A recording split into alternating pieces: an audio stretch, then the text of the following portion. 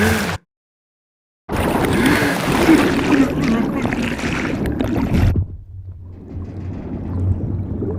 was in a bad way. I knew I was going. People worry about how their hair looks or what other people think of the colour they've painted their house. Or, as I was once asked by a woman, what size doily to put on her washing machine. But you will understand me when I say that if you are drowning, none of these things seem overly important. And I am drowning.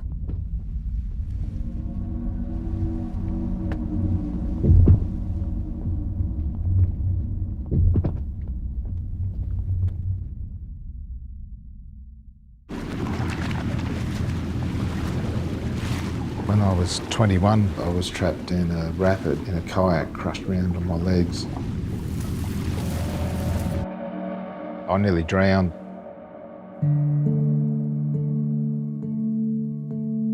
When you know you were dying, you see many things that you didn't know you knew. I felt a connection to all living things and all the people I'd known and people who'd died.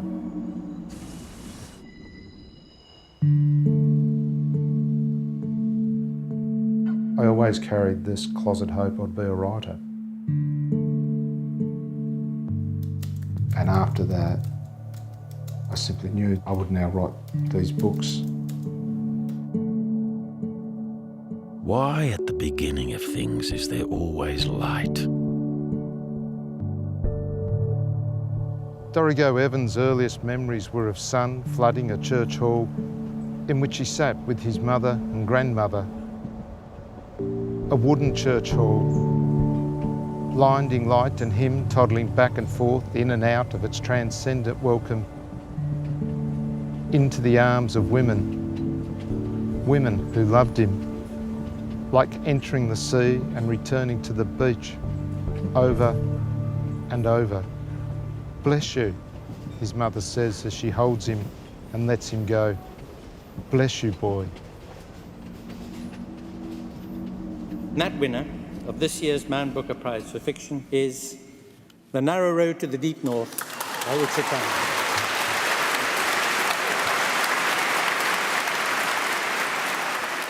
In the 32 years since Richard Flanagan nearly drowned on the Franklin River, he's written 6 books. From Death of a River Guide, his audacious debut, to the winner of last year's Man Booker Prize, The Narrow Road to the Deep North, Flanagan has consistently surprised and delighted readers. Considered by many to be the finest Australian novelist of his generation, he left school at 16 and worked variously as a builder's labourer, a doorman, and finally a river guide. Thank you. In Australia, the Man Booker Prize is sometimes seen as something of a chicken raffle. I just didn't expect to end up the chicken. I do not come out of a literary tradition. I come from a tiny mining town in the rainforest in an island at the end of the world. My grandparents were illiterate, and I never expected to stand here before you in this grand hall in London as a writer being so honoured.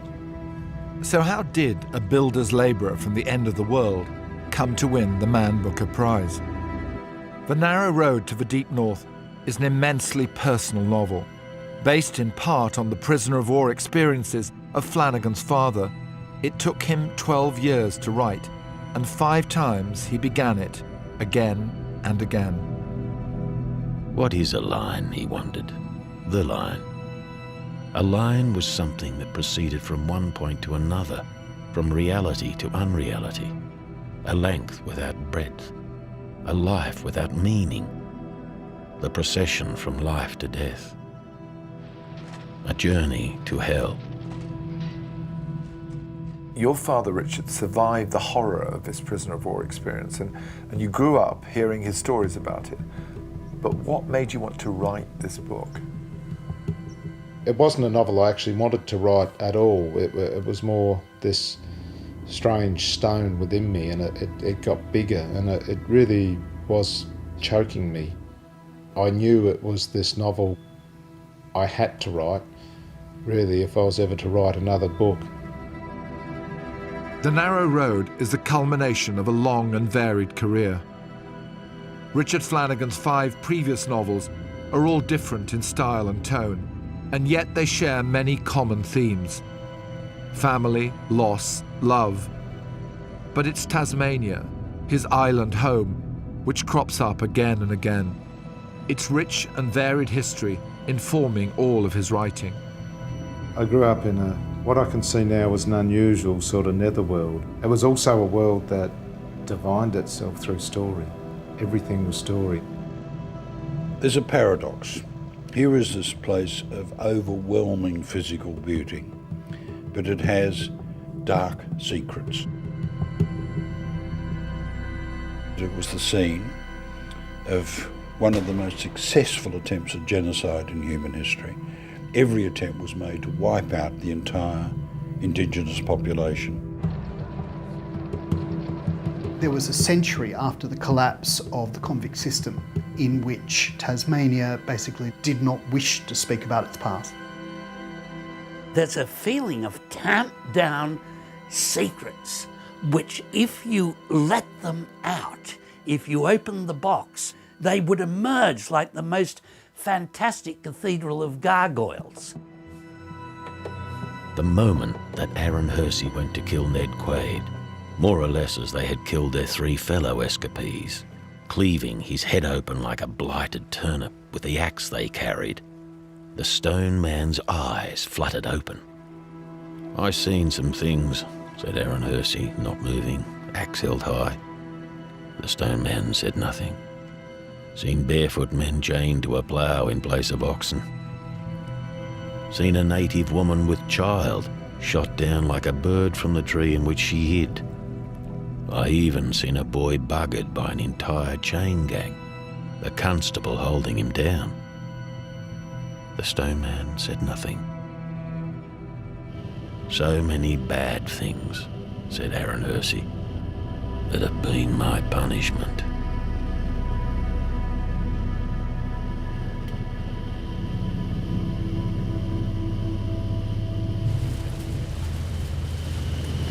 Beautiful job, Benny. I have to start with Death of a River Guide because it was your first book and absolutely suffused with your life, your history, this place. It seemed to me that however thin my talent was, if I could just tap into something of the rich and wonder of this place, then I might write something that might have some small merit. Inspired by Flanagan's own near-death experience, The Death of a River Guide is the story of a young man trapped in a rapid who is slowly drowning. As he fights to stay alive, he's beset by visions which shuttle him backwards and forwards through time, revealing scenes from his vast and tangled family history. I drew on that strange catharsis that comes to you when you know you are dying. You see your life, it's large, and you see many things that you didn't know you knew. Blue, an immensity of blue, and there me moving with it. With what? A small wooden clinker boat known as a punt. A man rowing the punt, his mind as empty and as vast and as still as the inland sea called Macquarie Harbour that he is rowing his punt across, heading it toward the wild rivers, the rainforested rivers.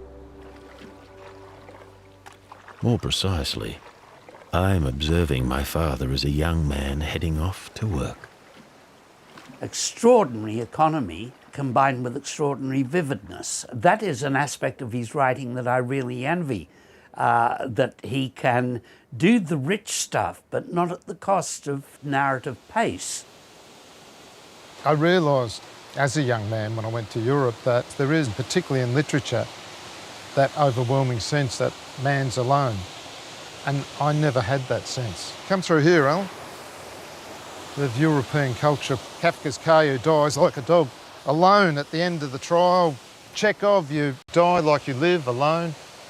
I never felt that. I thought even when you die, you won't be alone. But that's strange because, I mean, this is no longer inhabited by man, is it? And yet somehow you feel you're not alone. I find this crowded. He couldn't get the book reviewed in the mainstream newspapers. I mean, one actually said to him that it didn't fit the model of recognised Australian literature, and they wouldn't review it. So you had a young family, you've published a novel, your first novel, and yet for the next few years, you're still labouring and river guiding. Why? No one here was a writer. It was a place where you grew up to dig holes, you know, or to chop things down, and art was something that didn't belong to you. And I think the fundamental problem was, what did you think you could make art out of? So where did your second novel come from? There was a photograph of a dam builder's camp in the Tasmanian Highlands after a blizzard. It just seemed such a desolate and evocative image, and for some reason I saw a woman, I imagined a woman walking out of that street. Some people say she was simply blown out of the town that night with the furious blizzard winds, that the tempestuous, billowing breath of the storm picked her up and that she rose with it like an angel into the forest beyond.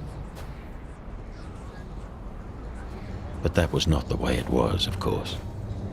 Maria Bulow stood there on the step, looking anywhere but at the hut behind her, as she tried to soothe the child she had left within. Mama! The sound of one hand clapping is a tale of suffering and redemption, of the father and daughter struggling to rise above personal tragedy and the forces of history. The story slides between the 1980s and the 1950s, when a wave of European immigrants flooded into Tasmania during the hydro-industrial boom. It struck me as very ironic that the people who were brought in to build these great dams were the Europeans who were seeking to flee exactly that Europe of Ruhr valleys and all the horror that it had produced.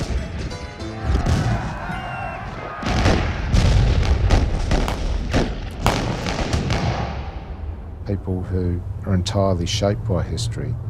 The Poles, the Italians, the Yugoslavs, and these people had arrived in Australia and their stories were extraordinary beyond belief. The migrant story in every Western country is always told as a story of success, but in truth, often they lose a language and a world and gain nothing. But this story has an even deeper resonance for Richard Flanagan. The little girl in his novel was drawn from life. I met Maida when I was 21 and we've been together ever since. She was the daughter of what were then called Yugoslav refugees, and her mother and father separated when Maida was 3, and she grew up in the working class suburbs of Hobart with her father, a man who was haunted by the war. He'd seen things that few of us can even imagine. He was violent and alcoholic.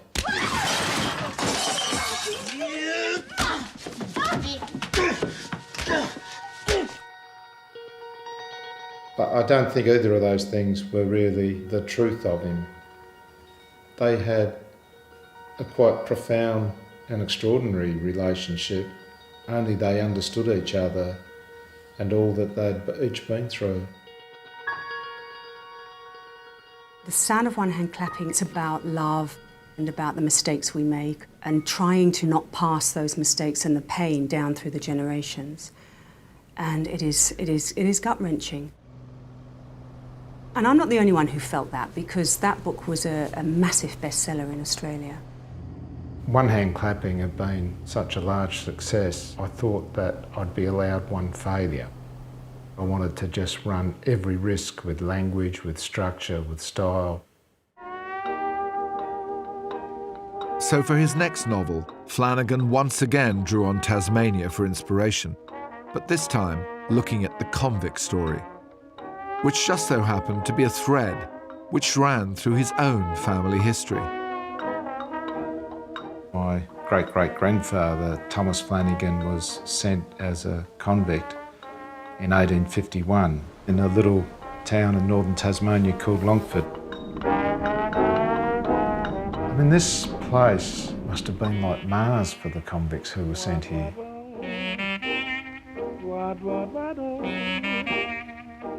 There used to be an old curator at the State Library, and I was talking to him one day about how there were I'd never seen any images of a convict face from Sarah Island, which was the most terrible and terrifying place of punishment in the British Empire in its day. And he said, "Have you ever seen Gould's Book of Fish?" This is it. This is the magic book. And there were these natural history paintings of fish made by a convict called William Bulow Gould in 1832. And as I looked at these fish, I started to see the most human faces in them. Oh, Yes, he's... Sawtooth. So he's got a moustache. Yeah, I know. Isn't that funny? Gould's Book of Fish was described by the New York Times as one part Rabelais, one part Garcia Marquez, one part Ned Kelly. It's a surreal odyssey about a convict who's forced to paint fish for the prison commandant, but uses his art to describe the human condition. I am William Bulow Gould, slow-souled, green-eyed, gap-toothed, shaggy-haired and grizzle-gutted. And though my pictures will be even poorer than my looks, my paintings lacking the majesty of a Girton, the command of a Turner, believe me when I tell you that I will try to show you everything, mad and cracked and bad as it was. You start with this remarkable figure, but little is known about him. So you have to tell his story, you have to imagine his story. How do you do it? Well, I mean, you make it up, Alan. I mean, Of course. Why is it, as a writer, you have to feel awkward about saying it is simply made up? Not that I would want you to think that I'm not well looked after, far from it. Sometimes they bring me a tadge of skilly and rancid pickled pork fat in a cup or a bowl, and they throw it at me. Sometimes I smile back, and if and when I'm feeling especially energetic, I'll lob a turd I've kept especially for the occasion in return. Sometimes, after such a happy exchange, they give me a good walloping as well, and I thank them for that too, because it shows they still care a little. Thank you very much, dearies, I say. They laugh about that too, and between the beatings and the turd tossing, I can tell you we really do get along splendidly. That's the good thing about an island prison colony, I whisper to my cell door. We are all in this shit together. And I remember marvelling at the use of language in which you've got influence not only of the magical realist writers of Central and South America, but I would have thought of Spike Milligan and Monty Python. Richard has the gift of spontaneously combusting with words.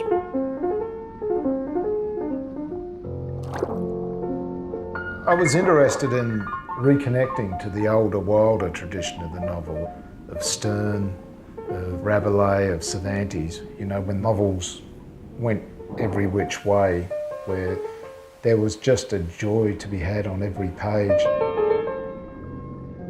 And I wanted the form to be tragicomic, because I think that is at most pleasurable for a reader and perhaps truest to life.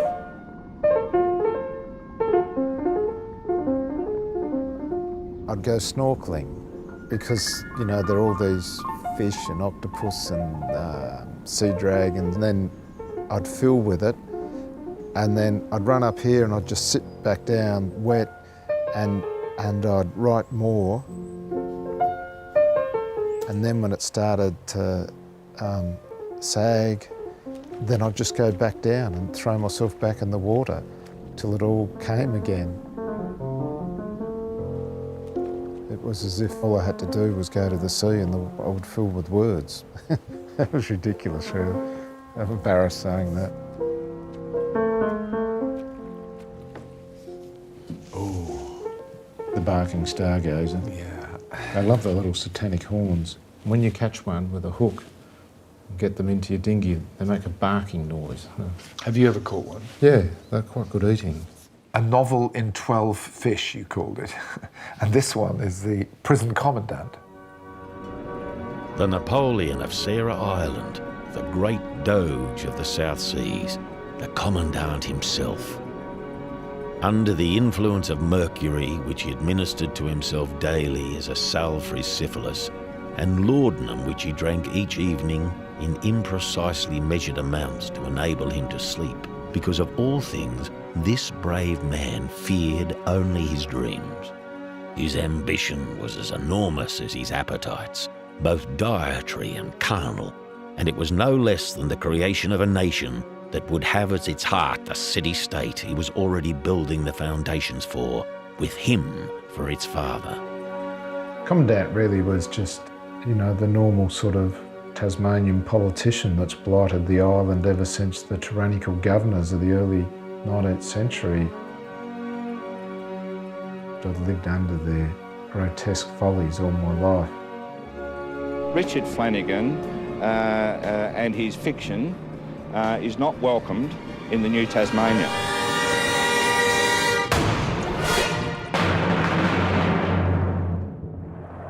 Tough talk for a fish.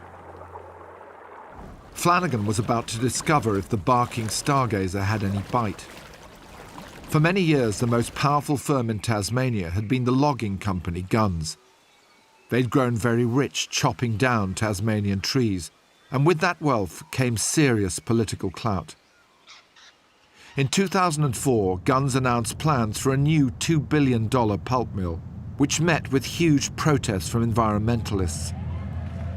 But Tasmania's politicians seemed all too eager for the deal to go through. It is time for Tasmania to have a pulp mill. And so Flanagan turned from fiction to journalism. When you wrote that very provocative article, Guns Out of Control, did you realise what you were getting yourself into? I took 6 months to decide whether I'd do it or not, because I was fearful of what had happened to me and my family. And every day I worked on it, I'd actually feel nauseated, because the more I researched it, the more I wrote, the more I realised what a shocking and terrible thing it actually was. The whole area is torched. Firing started by helicopters dropping incendiary devices made of jelly petroleum, commonly known as napalm. The resultant fire is of such ferocity, clear felling means the total destruction of ancient and unique forests. Water sources for some local communities have been contaminated by atrazine, a controversial herbicide linked with cancer. Fucking little cunt is finished, the politician said in front of me and my 12-year-old daughter. He will never. Gallagher was jailed for taking bribes from developers, and his union the subject of a royal commission. Guns filed a $6.3 million claim against a group of conservationists and organisations. Guns now seem so powerful that Tasmanians joke that their government is the gunnerment. The power of the writing was such that I actually got up from finishing reading this piece, went down to my wife and said, "I'd like you to read this." And she said, "Yeah, I'll read it in a little while." I said, "No, please read it now, because I think I'm going to have to do something about it."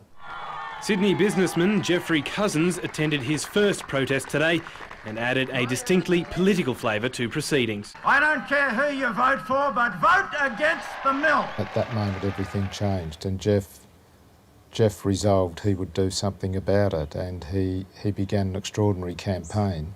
He actually reprinted tens of thousands of copies of the article and letterboxed the electorates of the Minister for the Environment, the Shadow Minister for the Environment, and created a media storm around it. But it forced people back to the article and forced people then to come to terms with what was written there.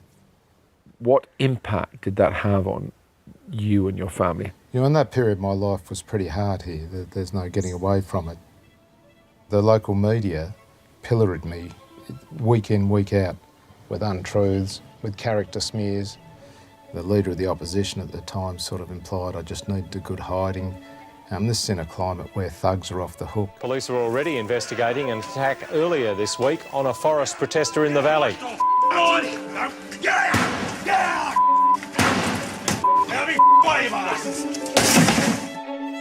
The man who's now the leader of the Labor Party used Parliament to call me a traitor to Tasmania. But if that's being a traitor, I'm proud to be called a traitor. I was shunned, I was sort of cast out, I suppose, in my own community. You realise that's how these things work. Most people drift where power is.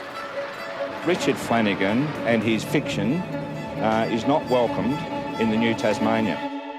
I guess I also saw the way the media starts putting out an idea of you, and people come to accept that idea rather than the truth of you. And that was really very much behind the whole idea of the unknown terrorist, because I thought if they can do that in the smallest place about essentially a small thing, they can so easily destroy anyone. Flanagan's next novel was a story for our times about human rights and civil liberties. The Unknown Terrorist is a thriller about a pole dancer known as the Doll, who unwittingly becomes a terrorist suspect. Her story is seized upon by a cynical media who provoke a manhunt with terrible consequences. As the cops went by, as the dog sniffed round her ankles, the Doll tried to keep her hands steady, her breathing slow, and concentrate on the newspaper. One page had the headline, "Our Top 10 Targets," and under it the Sydney Opera House with a bullseye printed over it. Further in there was a cartoon she didn't really follow, showing women in burqas pole dancing. They were turning her from a woman into cartoons, headlines, opinions, fears, fate. They were morphing her pixel by pixel, the Doll realised with terror, into what she wasn't: the Black Widow, the Dancer of Death, the Unknown Terrorist. This is the story of a terrible witch hunt, the Unknown Terrorist, and nobody comes out of it well. I mean, the media, the politicians, the journalists. Around the time of this publication, you said, after September 2001, I felt I had become a stranger to my own time. The way I had of thinking about the world didn't seem to work anymore. What I found terrifying about the post-2001 world wasn't the terrorist attacks, terrible as they were, but in the elevation of them to this notion of a war. It laid the seeds for an entirely different society. In Australia, it just passed some very draconian anti-terrorism laws. You could be arrested, taken away, tried by secret trial and imprisoned, and if a journalist reported on that and thought there was an injustice in it, the reporter then also could be tried secretly and imprisoned secretly. These to me seemed extraordinarily stupid laws to pass. Are you an optimist, do you think, ultimately? Do you believe in human nature? I think I began it in a certain despair. It was about what I felt was a crisis of love in the world that expressed itself in these epidemics of loneliness, in this growing autism to the natural world. But somehow I ended up feeling a great hope. There's that line of Camus, in the depths of winter, I discovered in myself an invincible summer. The story that inspired The Unknown Terrorist also had a happy ending. The combination of grassroots campaigning, growing national outrage, and Jeff Cousins' canny lobbying of banks and shareholders brought about the collapse of the pulp mill and with it Gunn's liquidation. Only weeks after announcing a $904 million annual loss, Guns has gone into voluntary administration. The upside of it is that you realise that truth matters, that people have an appetite for the truth that is as powerful and as profound as their appetite for food, for sex, for love, that people need truth to live. Tasmania has always had a complicated relationship with the truth. For a century after it was colonised, people here chose not to remember one of the most horrific truths of all. It had once been a killing field. There are places you go where you can feel historical evils as if they've been recorded by the landscape. The sites of massacres, say, where dozens of Aboriginal men, women and children have been forced over a cliff.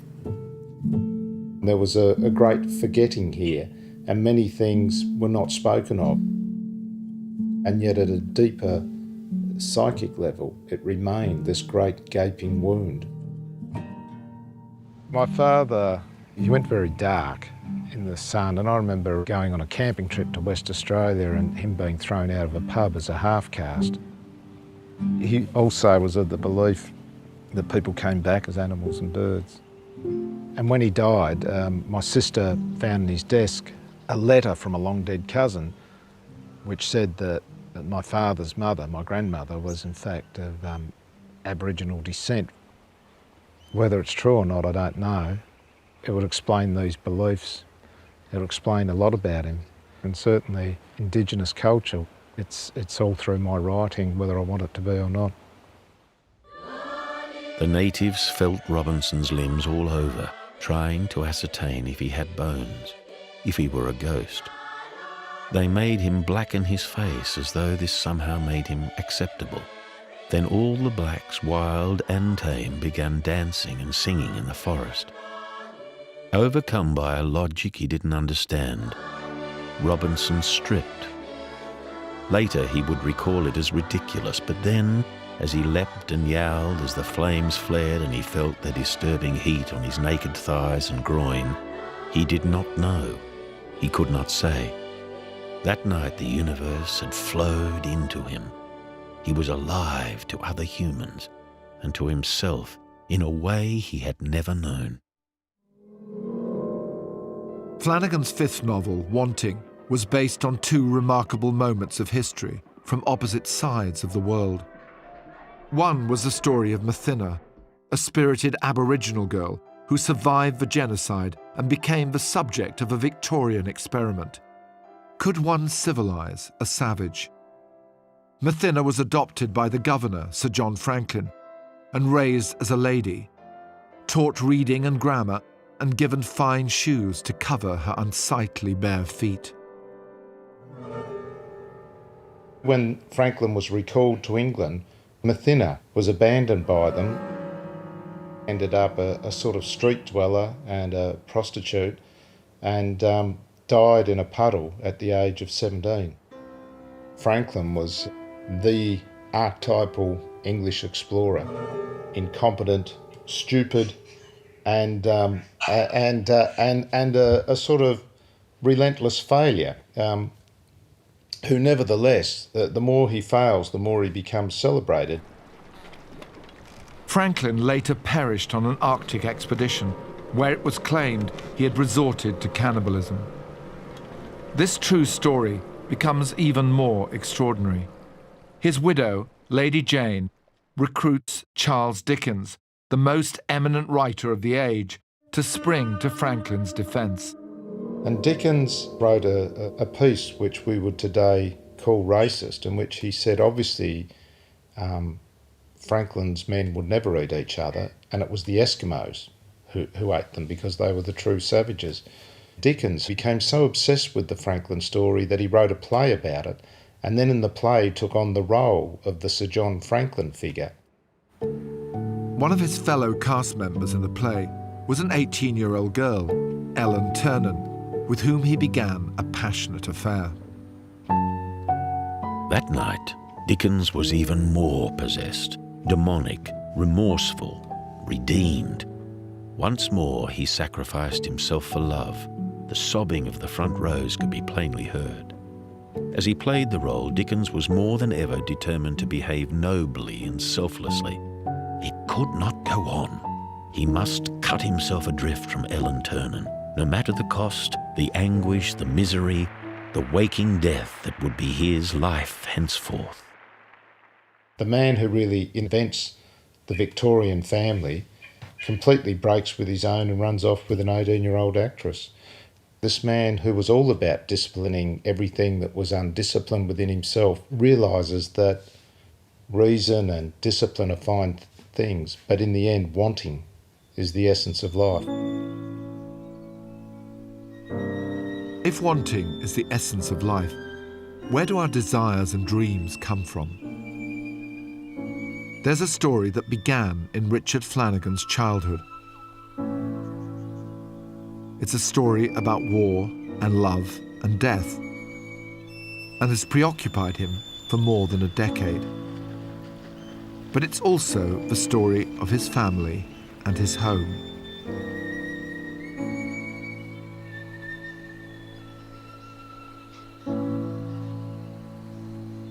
Narrow Road took me 12 years to write, and I wrote it as 5 different novels. Not just drafts, each novel was many drafts.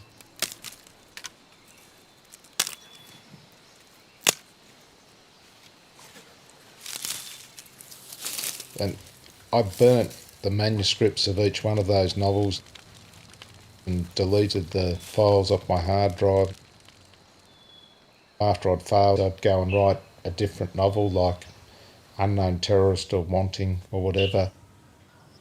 I had to write those other books in order to write this one.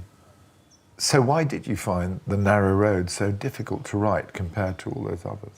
I was terrified of writing it. It seemed such a difficult thing to do well and such an easy thing to do so badly.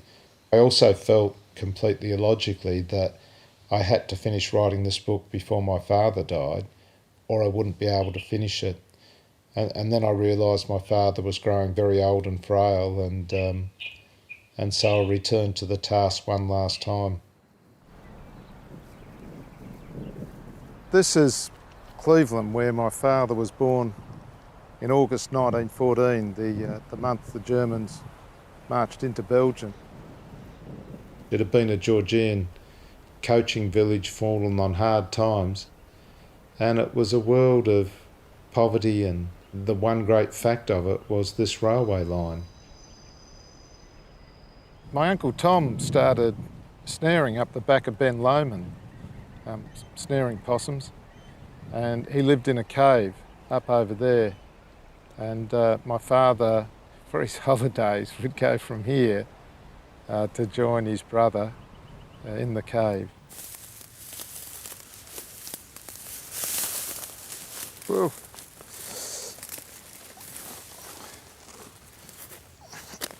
My grandparents on my father's side had been illiterate.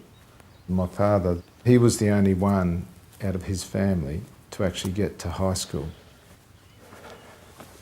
And I think he had an extraordinary sense of how crippling it could be not to have the written word,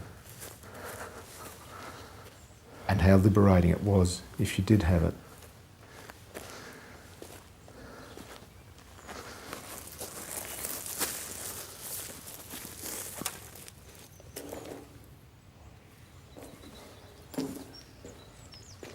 The cave was slightly smaller than the size of their skillion kitchen, and at its highest Tom could stand with his head bowed. It narrowed like an egg at each end, and its opening was sheltered by an overhang, which meant that a fire could burn there all night, warming the cave. They liked it when Dorrigo read from Auntie Rose's advice column, or the bush ballads that they regarded as clever, or sometimes even very clever.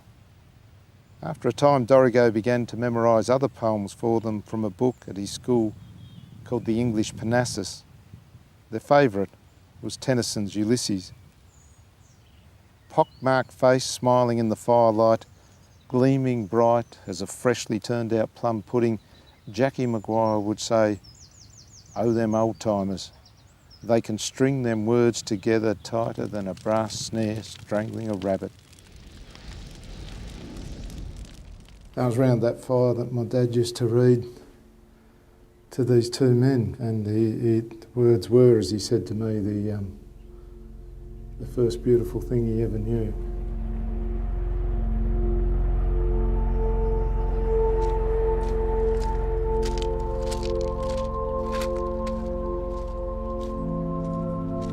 Looking back on it, everything that my novels were to be about was set in train by the universe I found in my childhood in this tiny little mining town of Rosebery amidst this extraordinary rainforest. I had from that and from the endless stories I heard from my parents a sense that everything was always in flux, nothing was fixed. There used to be buildings there, they're gone. I was fifth of 6 kids. I remember being outside a lot, and I loved being outside. That fecund smell of the rotting peat of rainforest, and just the searing blue of the sky here. Stop. That's that place there. Yeah, it's that, you just see they've built a big extension, it's just that little house in there. That's it.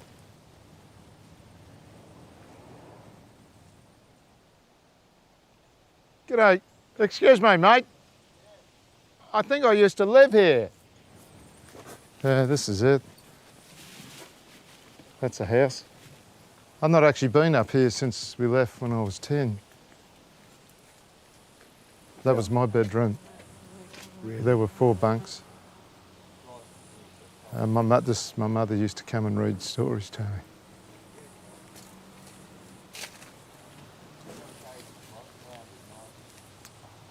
And this is, I made these little books for my sister who'd gone to Teachers College in Launceston, which seemed like New York. And I couldn't write, but I did, there were pictures of words and pictures of sentences, really. I mean, it was like little scribbles. In my family, success didn't matter, material things didn't matter, because people didn't get that much, I suppose, from my father. And from my mother too, there was just this sense that books was something that mattered fundamentally. My dad used to recite great swathes of Tennyson, Byron, Shakespeare and so on.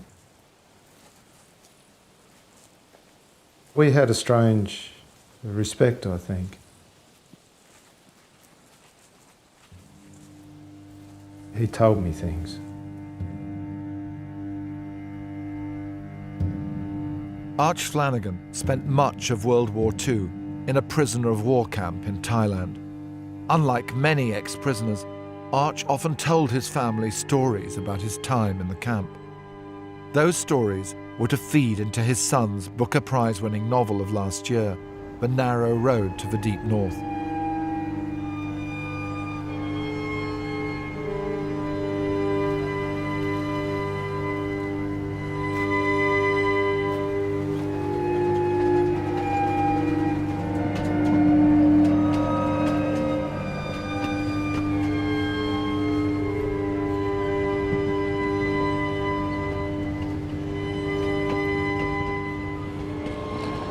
I did think a lot about how my father grew up on a railway line, how he then ended up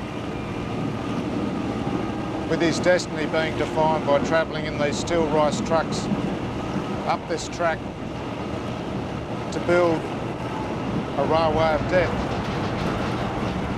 Which in fable has a corpse for every sleeper, and that he would never escape that earliest sound that thrummed through the house he was born in.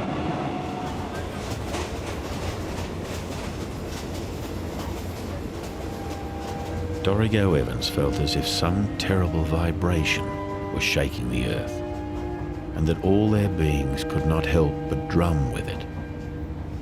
And that ominous drumming was the truth of this life.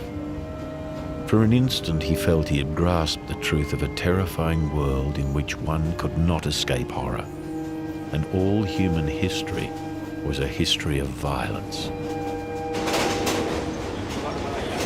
This is a prisoner of war cutting. That was all done by hand, so they had steel rods and a sledgehammer and had to chip away, making holes. And then the Japanese would plant the explosives and then blow it.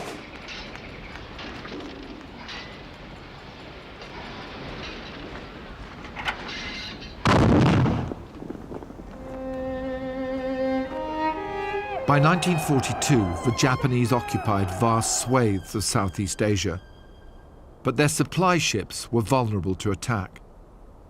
And so their high command came up with a seemingly insane plan: to build a railway through the jungle, from Bangkok to Rangoon.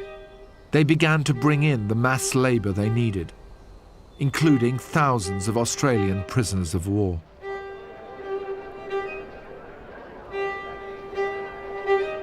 In Java, after their surrender, the women in wet sarongs picking tea. How beautiful they were, changing into dry sarongs and picking nits out of each other's hair. Christ, Gallipoli von Kessler said as they walked past. Walking past that's what I call punishment. But their punishment was only just beginning.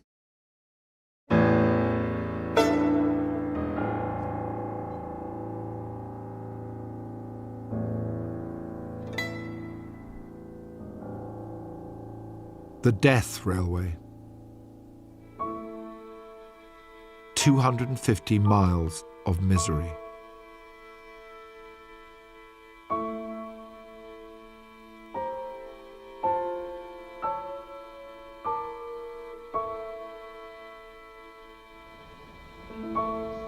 The documents which come closest to showing the true conditions in the camps are a handful of drawings that were made in secret and smuggled out.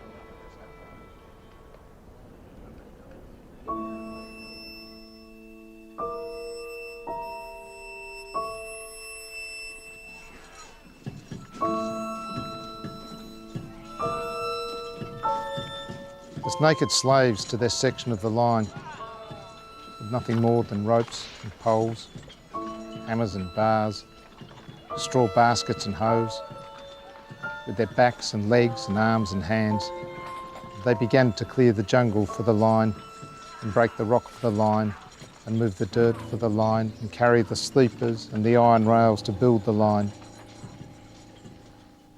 As naked slaves, they were starved and beaten and worked beyond exhaustion on the line. And as naked slaves, they began to die for the line. More people died here than died at Nagasaki. More people died here than there are words in my novel. Well, this is a cutting my father worked at, known today as Hellfire Pass. Explain to me what the line was. What did the line mean? To the Australian prisoners of war, forever after, there were really only two sorts of people: the men who were on the line and the rest of humanity who were not.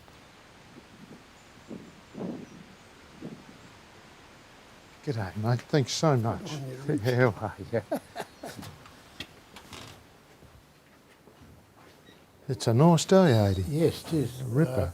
Each camp had 3 kilometres of railway to work on, and ours was the most mountainous section of the whole railway. That's just our luck. There were some injuries from the blast. Your father had to shelter behind a little sprig of bamboo on one occasion. They wouldn't warn you, they just start lighting the fuses. I remember Dad talking about the hunger. He described it to me as being like an animal inside your stomach that was clawing at you. Oh, yes, that was our biggest problem in the first few months. Yeah. And of course, we started to show the effect in the first 3 months. We lost our balance in that time. Your balance? Yes. We can't walk a straight line and we bump into doorways. And that's still with us, of course. That's when we became aware of our brain damage. We couldn't remember the names of our close friends. Our stomachs shrunk to the size of a 4-year-old child. Darky stuck by Tiny, but something in him was revolted by that formerly big man, that once proud man, now a shitting skeleton. Something in Darky could not help but think Tiny had let go, that it was a failing of character, and such a thought, he knew, was simply to make himself feel better, to make him think he would live and not die, because he still had the power to choose such things. But in his heart he knew he had no such power, for he could smell the truth on Tiny's rancid breath.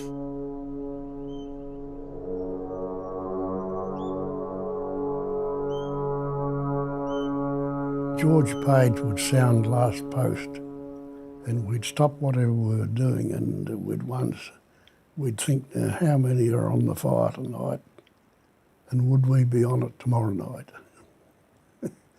That was a bit hard, that part, but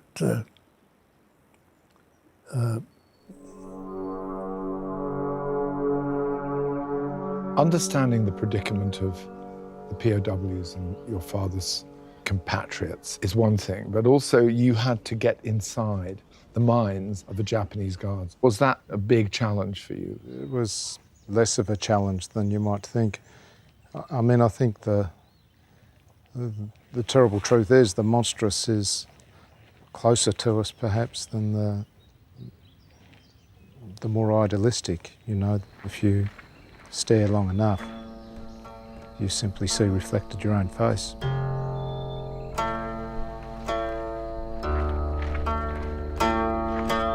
To enter into the minds of the Koreans and the Japanese is a dangerous piece of empathetic identification, isn't it? Because you're lending some decency, however small, to those who've committed evil acts. But you're also opening up this profound conversation that says it is something about the systems that we construct for ourselves that are evil and not the individuals within them. At the beginning, when the High Command had decreed that the railway joining Siam and Burma be built, Nakamura had been excited by the prospect. But when he made his way into the heart of this mysterious country, his life had taken on a strange and unexpected solitude, and this solitude troubled him more and more. There weren't anywhere near enough prisoners for the job at the beginning, and now the prisoners not dead or dying were in bad shape. There was ever less food and almost no medicines, yet Railway Command Group expected him to do ever more. My father was a very gentle man, but the one person he spoke of with violent intent was the lizard. The lizard was the Ivan the Terrible of their camp. He said that he'd hated him like he'd never hated anyone else, and that he had dreams in which he tied him up and bayoneted him again and again until his viscera was spread all out, and they spread it as a necklace over him. This is just not my father. I feel ashamed telling you this. This notorious guard called the Lizard, you did go and seek him out, didn't you, in Japan? I didn't really want to meet him, but then I thought I must try and have him tell me the particular details of his life. And what did you find? I found a courteous, dignified and generous old man. In the camps and within the Japanese military, the principal form of punishment was binta, which was face slapping. And I asked him if he would slap me.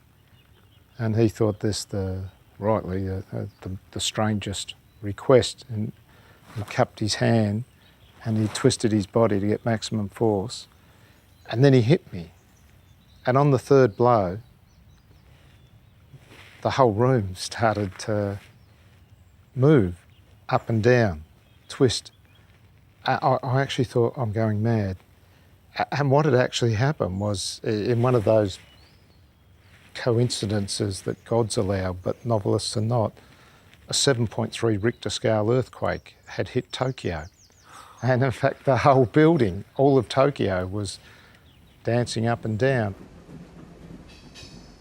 At the heart of the novel is the brutal murder of an Australian prisoner, Darkie Gardner. That character is based on Arch Flanagan's best friend, who was beaten to death in the camp.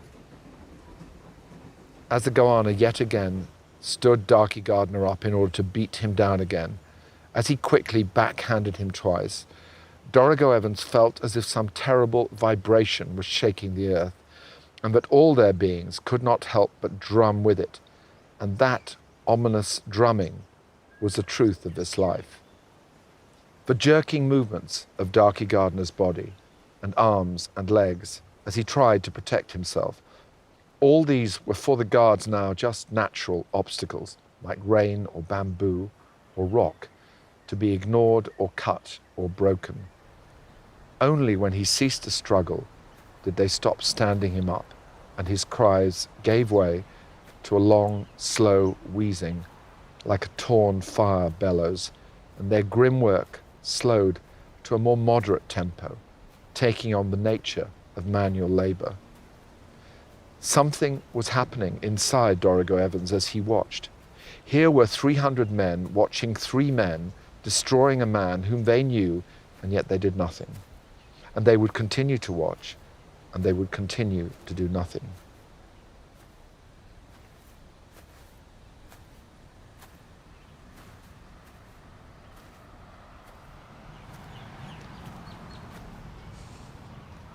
S.R. Hallam. This is the grave of my father's very dear friend, Mickey Hallam, who was very ill, and the Japanese guards dragged him out of the hospital, assembled what men were in the camp, and beat him to death over some hours. He lived on, I think, for a day, and then he died. And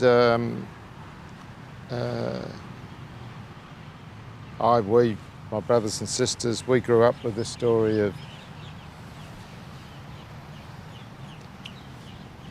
Mickey Hallam being beaten to death.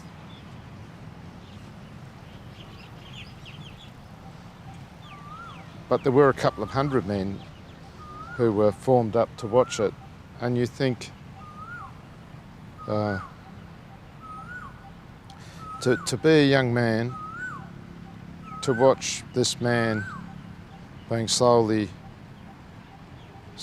have the life beaten out of him, and to not react as you wish, to suppress every instinct to help him, to then have to carry that in your soul, that sense of complete powerlessness, that complete robbery of your humanity, and then to find within yourself some way of being human again. I just think it was terrible what they did to Mickey Hallam. It was terrible what they did to everyone else who had to watch it, to in a sense, even the guards who they made do it. Dad said he was a lovely bloke. Yeah.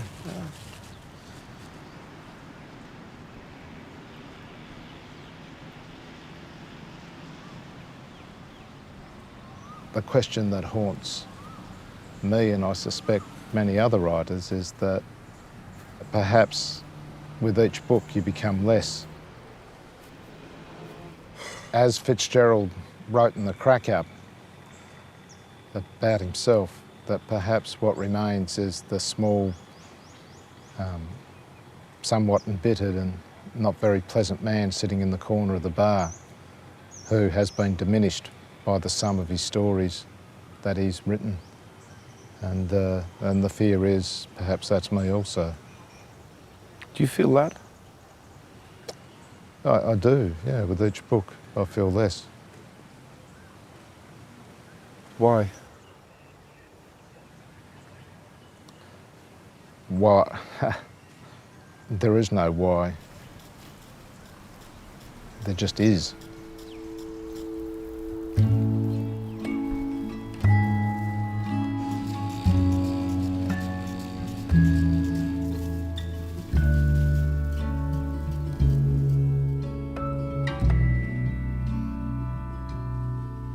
When the nightingale sings in the deep of the night, and the robin he sleeps on the wing, hear the toll of the bell ringing out, all is well, and the city's golden lights shining on. Ride the long black train, ride the long black train, it takes us all, the black train, take me home, black train. I'd been thinking about writing a novel about the prisoner of war experience for a long time, but I recognised that if you wish to walk into that darkness, you must be true to the other aspect of life, which is hope. And love stories provide that necessary corollary to the darkness of war. We glimpse, perhaps we discover eternity in our moment of love, but that moment dies immediately afterwards. Amy, a me, a more. He was falling and falling, and it felt a wild freedom. Whatever it might be was as unknowable and perplexing as she was. He understood that much. He did not know where it would end. Luck of the draw, Arch. Did you feel that you were in the lucky draw, do you? Well, it just happened that, yes, I was one of the lucky ones, yes. What effect, if any, did your horrendous experiences of being a POW have on the way you think about humanity? It made me very tolerant, showed me the greatness of just ordinary people, and gave me a deep love for such. My father did pass away the day I finished this manuscript. I sent it off in the morning and he passed away in the evening. And about 3 weeks after I won the Booker Prize, my mother passed away. And so it's been a very strange experience, and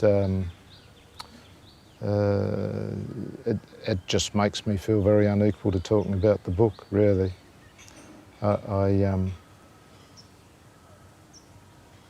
It was a strange and necessary odyssey, and it was my life, and it's done. As a species, it is story that distinguishes us, and one of the supreme expressions of story is the novel. Novels are not content, nor are they a mirror to life or an explanation of life. nor yet a guide to life. Novels are life, or they are nothing. Who is this? I ask of myself. And as if in reply, I realize I am floating above everything that has been my life, my time, my place. And yet, as I look beneath me, it all seems so strange. What does it mean, I wonder?